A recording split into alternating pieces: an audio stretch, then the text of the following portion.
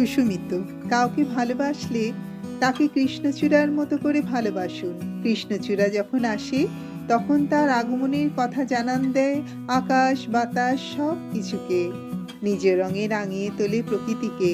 তেমনি কাউকে ভালোবাসলে তাকে আড়ালে রেখে নয়, বরং কৃষ্ণচূড়ার মতো সবাইকে জানান দিয়েই ভালোবাসুন। কাউকে ভালোবাসলে গোলাপের মতো করে ভালোবাসুন।